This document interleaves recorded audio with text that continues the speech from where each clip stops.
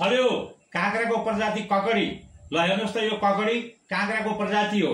यति लामो र घिरौला जस्तो सेतो हुने यो काँक्राको प्रजाति ककडी। मैले यसभन्दा पहिला मेरो फार्मबाट उत्पादित भएका ककडीका बिरुवाहरू उपलब्ध छन्। तपाईहरुले लगेर ककडी रोप्नुस् र यस्तो खालको फल्छ भनेर टिकटक बनाएको थिएँ र मैले पनि रोपेको थिएँ। यो भारतमा एकदमै प्रसिद्ध छ यो ककडी र मेरो फार्ममा पनि फलेको ककडी मैले तपाईहरुलाई देखाउन चाहन्छु र मैले टिपेर घर ल्याएको छु आज।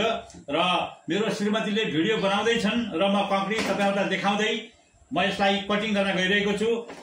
हाम्रो नेपालमा यो ककडी असाध्यै सफल रहेछ। हामीहरूले यसलाई रोपौं, घर घरमा फलाउँ र ककडी खाउँ। काँक्राको प्रजाति हामीहरूले काँक्राहरू प्रशस्त मात्रामा खान्छौँ र काँक्राका भेराइटीहरू खानको लागि अलग अलग स्वाद लिनको लागि काँक्री रोपौं। यसको बिरुवा आवश्यक पर्छ भने तिलोत्तमा नगरपालिका वडा नम्बर 2 मा रहेको ग्रीन जोन एग्रो फार्ममा सम्पर्क गर्नुहोला। म तपाईको अगाडि अब काँक्री काट्दै छु। पहिलोचोटि यतापट्टिको टुप्पा फेकौं अनि यसलाई हामीले खिरा अथवा काँक्रा काटे चाहिँ पिस बनाऊ। यसरी पिस बनाउँदै जाउँ।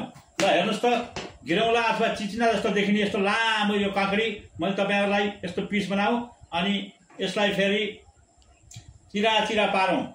एउटा स्पेस यसरी पारौं अनि सलादको रूपमा अथवा यसमा नुन छर्केर कालो नुन, बिरे नुन होस् या अर्को नुन होस् या मसलावाला नुन होस्, जुनसुकै तपाईहरुलाई टेस्ट मन पर्छ त्यो अनुसार यो काँक्री काट्नुहोस्। सलादको रूपमा, नास्ताको रूपमा, टेस्टको रूपमा, अलग अलग स्वादको रूपमा तपाईहरुले काँक्री खान सक्नुहुन्छ।